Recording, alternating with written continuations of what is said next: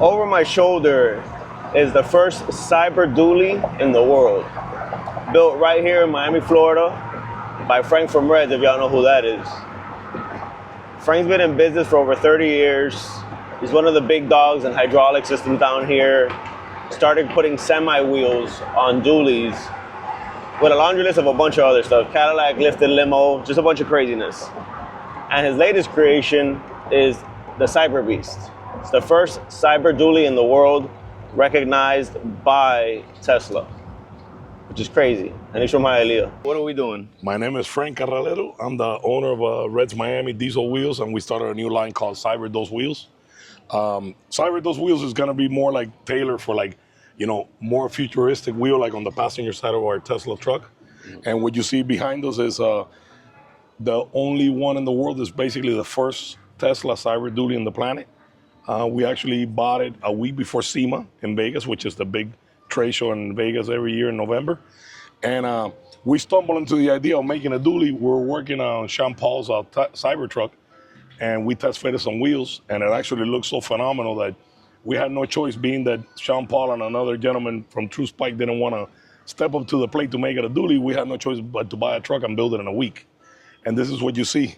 We're still going to build some steps for it and do like a wing that we're actually developing right now. But we actually did the wheels direct bolt. On the driver's side, it has our traditional look, which is the typical dually wheel, which is direct bolt underneath the center cap and 6-lug. And then the outside has got a simulated 8-lug, so it looks like a semi-wheel, but a little more proportionally distributed. And then the truck comes factory air suspension. So right there is on the low setting. We did a big stereo in the bed, and we actually built, with the guys from A&A Stainless, we built the dually fenders, all out of stainless. All the panels got applied just like the way Tesla builds them, where they're actually put on with an epoxy. And my guys, Chris, George, and John, they built the stereo in the bed. And of course, my amazing team at the shop, Jesus, Carlos, Jorge, everybody, pitched in. It wouldn't have been able to happen, obviously, if my wife didn't help me out with the whole project, because she was the what kept everything in order.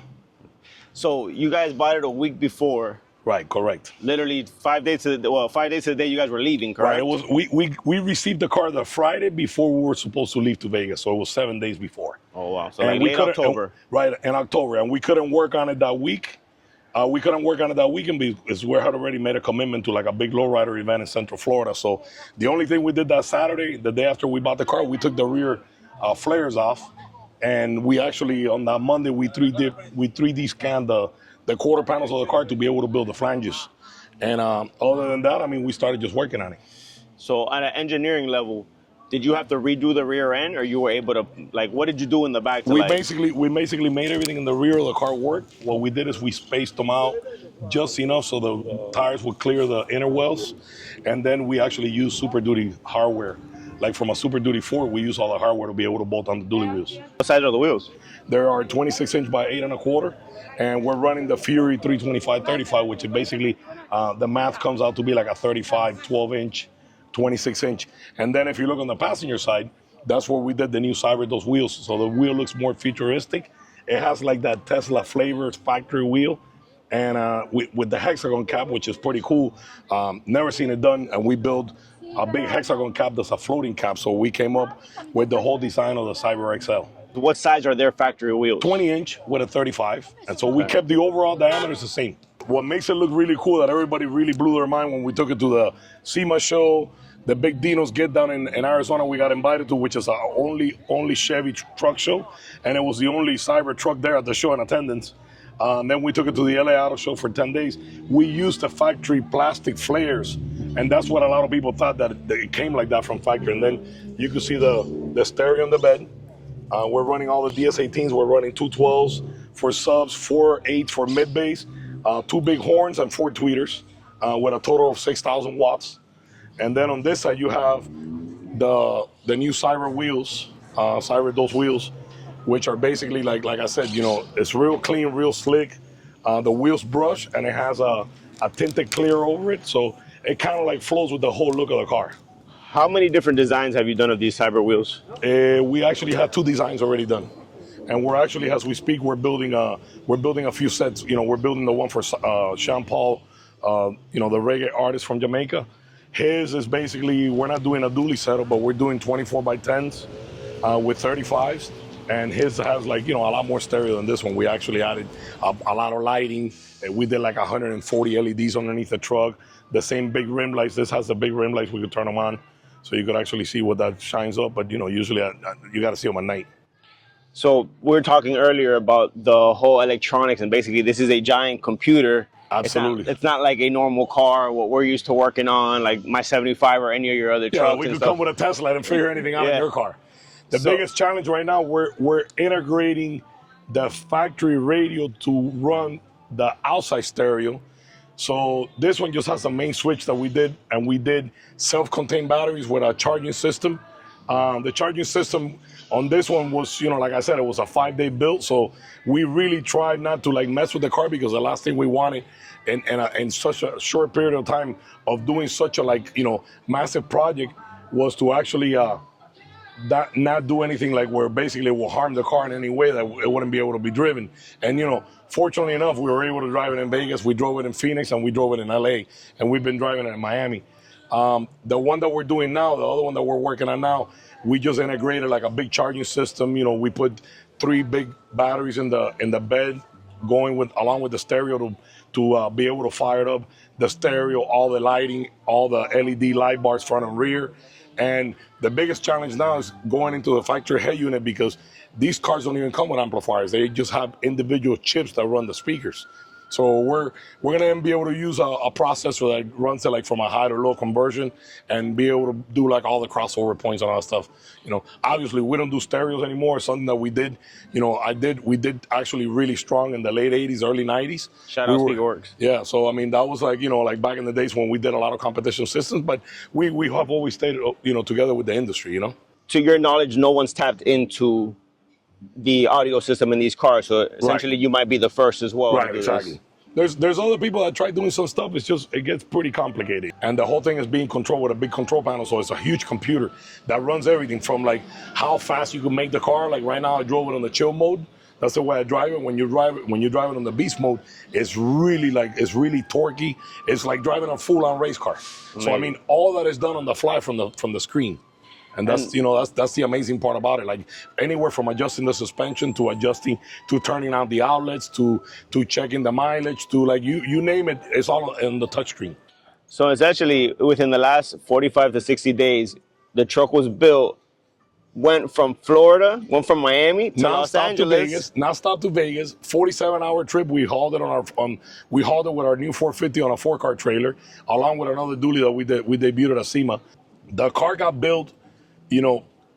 Right now it's breaking 2 months, so basically 60 days.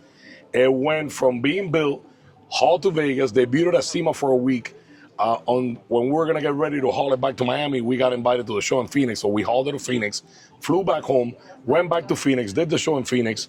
After that, we actually, instead of coming back to Florida, we actually got invited to the LA Auto Show. That was 10 days. So we drove to LA. We were there for 3 days. We set up, flew back home, flew back to the LA Auto Show, and then we loaded it up and brought it back home. And now in South Florida, it's been to, we did a big lowrider event in Homestead, and we did our toy drive last week with it. And last night we did another toy drive at a church in Kendall. So beyond being the first dually Cybertruck, potentially the fastest dually in the world. Absolutely. It's also, I think another record could be that you literally, as many miles as it's traveled. Right. Absolutely. I don't think there's not a private individual that's bought a Tesla that hauled it all over the U.S. They showing it from place to place like we have done. Yeah. You got to look into that, bro. Yeah. I think it's pretty wild. Everybody says we're definitely a different breed. We're a little whacked out. No, and that whacked out. That's nothing because they don't know you. Yeah, I know you. Our circles know you. But this is a dude from Hialeah, number one. You already know how proud I am to be from Hialeah. Absolutely. That's one. Two. We just found out we have the same birthday and we've known each other for almost 30 years. Exactly. Which is insane. I met you when you got your license. Yeah, I had And you got your Cadillac with hydraulics. Yeah. So first belly split in Miami was done by him on my Cadillac. It's now in LA. Unfortunately, I wish I still had that car. I mean, it's Friday morning, December 20th. 20th. Right? We're on Ocean Drive. It's like 8 in the morning. It's amazing. We're parked on the grass. Mind you, it's winter. It's freezing everywhere else. But we're literally parked on the grass. We're blessed to have this. Frank has a lot of friends, hence how we're able to do this. And I asked him like, yo, I want to shoot it in the morning on the beach. He told me what time. I was like, yo, let's try to get there sunrise. It was actually his idea. I was like, yo, let's do it. So we're out here. He brought the 6-door. It's over there too. The only tow truck 6-door in the planet, full airbags with a huge stereo in it. That's the thing we always done from our old winning competition stereo days in the late 80s to building the most wild lowriders and breaking all kinds of records to creating the semi-wheel use on a dually truck and then building the super single wheels late 90s, early 2000s. We might have to do a video of like all like the first that you've done. Right. Because this is straight Cuban invention. Yeah. If this guy lived in Cuba, I can imagine the shit that he would have to figure out. But being down here, like, God bless my parents for bringing me to this beautiful country. and yo, the shit that he's done is like no joke. And I actually want to do another video talking about the limo, talking about like you said, like the semi wheels going on a everyday car, Right. and like even starting from the 20 to going up to 26 now, Yeah, right? exactly. And yo, like this guy doing it. And if you see the shop's crazy. Like it's not like nothing you see on TV. It's literally just like it's a true it's more of a blacksmith shop than it is a mechanic shop or a auto customization shop, I feel. Right, exactly. Because you go in there and it's just like even tools are invented to make the shit that he does happen. And yeah, from the balancing aspect, like nobody in the planet balances wheels the way we done. Yeah. So we develop a bunch of tooling to be able to do it. And that's been always our drive, No, and what's crazy, like I've seen this literally as a child. I've known him since I was 14 years. Oh, I've known of him since I was around 14 years old. I eventually, got to meet him as I got in the circles and whatnot. So I wanted to come out and I wanted to share this with you guys and kind of just like let the world know that this is all being done by a gentleman that literally is self-made. Quit medical school. My dad was a real actor. He practiced here in the U.S. as well. He actually studied acupuncture in 1955 in New York to like 1958, and went back to Cuba to tell my grandfather like how amazing Miami was to move over to Miami. And my grandfather basically shut him down, and then 8 months later, Fidel Castro took over, and that was the end of the story. No My shit. grandfather lost everything he owned, obviously, like everybody else did. But yeah, I did pre-med. I worked as a biochemist when I was still tinkering with cars in the 88, 89, and then I moved back to Miami from Houston, Texas, and I grew up, obviously in Hialeah and went to Hialeah High and went to Miami-Dade, but I came back to Miami, and then in 1991, I had the amazing idea that I was like, I'm going to quit school for like a couple of years, like 2 years max, open up a shop, and of course, 33 years later, it never happened. Yeah. But here we are. Where we are on Ocean. Yeah, here we are, like doing what we love and doing what a lot of people, God bless, a lot of people wish they could do, and we've been able to do it, No, and mind you, this is news to me. I didn't know about all the medical shit. And like I said, we've known him. We just found out we're the same person. We're at the same dinner table. We walked the same wedding. This has been my dog and someone I've looked up to for a really long time. Appreciate it, bro. And especially, a lot of people, some people know my career started on that block, on Exactly. 73rd and 27th in Liberty City. A lot of people don't know that. And I started just taking pictures for fun. And like, I became an asset to the sense where like I hung around and like my job was like, yo, get some pictures of stuff, because back then that wasn't a thing like it is now. And like now we're here doing this. And the reason why I even started the channel was because I want to get back to what I love and I want to focus on cars. And essentially, I'm very grateful for all the work I get. I'm grateful for the jobs and the clients and everything that I have, but I hate waiting around for work. So me creating this is being able to create opportunity to hopefully the channel become something where like we get to travel the world. Where like if we got enough money from the channel, like, yo, Frank, I want to take this shit to Europe. Absolutely. Let's dip. And that's what we got to do. Yeah.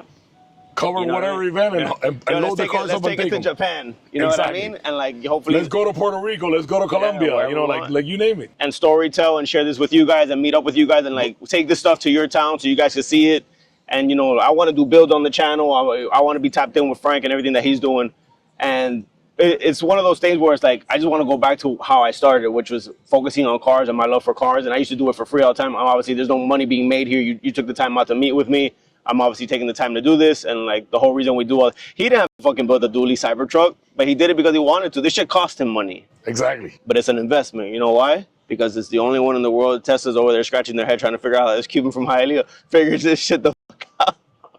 So this is a blessing, and understand, like, do what you love, follow your heart, follow your Absolutely. gut. What your parents say, unfortunately, what your friends say. Even this photography thing for me, my friends thought I was dumb when I came up on some money and I bought a laptop and a camera instead of putting hydraulics on my car. And this shit changed my life. I've been around the world doing this shit, and I'm here with someone I consider a big brother that I've always looked up to. We don't hang out as much as we would like to because we are busy people and we have families and businesses. But nonetheless, this is someone that I know if I call and shit goes down, he'll pull up in a badass car to help me with whatever I need. So I'm Absolutely. very grateful for the time. I'm always very proud of you, and you've known that I've told you this, many times. Absolutely. And you've also told me how proud you are of me. You literally saw me grow up amongst a few other Yep. people, and you saw my career take off from literally being the kid getting dropped off at the car shows by his mom to like now having my own family and like pulling up and even helping you guys with other projects, and we'll talk about Absolutely. that project in the future. But yeah, man, I just want to thank you. Shout out to your boys that allowed us to do this. I'm not gonna put them on blast, but having this kind of a network just tells you a lot. Yo, thank you for everything, bro. Absolutely. Thank you, my brother.